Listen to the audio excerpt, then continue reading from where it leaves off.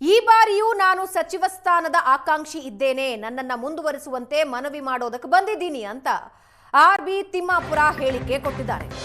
ನಾಡಿದ್ದು ಹೊಸ ಸಿಎಂ ಪ್ರಮಾಣ ವಚನ ಕಾರ್ಯಕ್ರಮ ಇದೆ. ಎಷ್ಟು ಮಂತ್ರಿಗಳು ಯಾರು ಅಂತ ಚರ್ಚೆ ನಡೀತಾ ಇದೆ. ನನಗೆ ಮತ್ತೆ ಕ್ಯಾಬಿನೆಟ್ಗೆ ಅವಕಾಶ ಸಿಗೋ ವಿಶ್ವಾಸ ಇದೆ ಅಂತ ವಿಶ್ವಾಸ ವ್ಯಕ್ತಪಡಿಸ್ತಾ ಇದ್ದಾರೆ ಆರ್.ಬಿ. ತಿಮ್ಮಾಪುರ. ಸಹಜವಾಗಿ ಹೊಸ ಮುಖ್ಯಮಂತ್ರಿಯವರು ಡಿ.ಕೆ. ಶಿವಕುಮಾರ್ ಅವರು ನಾಳೆ 3ನೇ ತಾರೀಕು ಪ್ರಮಾಣ ವಚನ ಸ್ವೀಕಾರ ಮಾಡ್ತಾರೆ.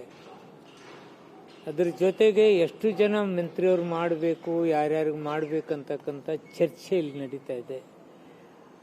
ನಾವು ಆಕಾಂಕ್ಷಿಗಳಿರೋದ್ರಿಂದ ಎಲ್ಲರಿಗೂ ಭೇಟಿಯಾಗಿ ಕೆಲವು ವಿಚಾರಗಳನ್ನ ನಾವು ಹೇಳಿ ಭೇಟಿ ಆಗ್ತಕ್ಕಂಥ ಕೆಲಸಕ್ಕೆ ನಾವು ಇಲ್ಲಿಗೆ ಬಂದಿದ್ದೀವಿ. ವಿಶ್ವಾಸ ಇದೆಯಾ ಸರ್ ಮುಂದುವರಿಯುವಂಥದ್ದು? ಯಾವಾಗಲೂ ವಿಶ್ವಾಸ ಕಳ್ಕೋಬಾರ್ದು, ವಿಶ್ವಾಸದಲ್ಲಿ ಇರಬೇಕು. ನಾನು ವಿಶ್ವಾಸದಲ್ಲಿ ಇದ್ದೀನಿ. ಆರ್.ಬಿ. ತಿಮ್ಮಾಪುರ ಹೇಳಿಕೆ ಕೊಟ್ಟಿದ್ದಾರೆ. ನಾಡಿದ್ದು ಹೊಸ ಸಿಎಂ ಪ್ರಮಾಣ ವಚನ ಕಾರ್ಯಕ್ರಮ ಇದೆ. ಎಷ್ಟು ಮಂತ್ರಿಗಳು ಯಾರು ಅಂತ ಚರ್ಚೆ ನಡೀತಾ ಇದೆ.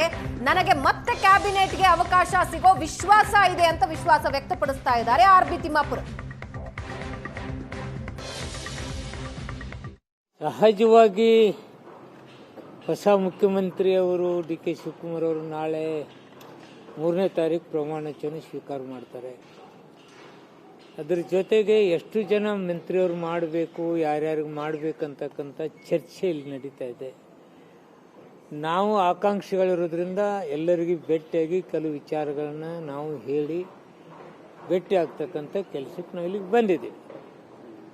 ವಿಶ್ವಾಸ ಇದೆಯಾ ಸರ್ ಮುಂದುವರಿಯುವಂಥದ್ದು? ಯಾವಾಗಲೂ ವಿಶ್ವಾಸ ಕಳ್ಕೋಬಾರ್ದು, ವಿಶ್ವಾಸದಲ್ಲಿ ಇರಬೇಕು. ನಾನು ವಿಶ್ವಾಸದಲ್ಲಿ ಇದ್ದೀನಿ.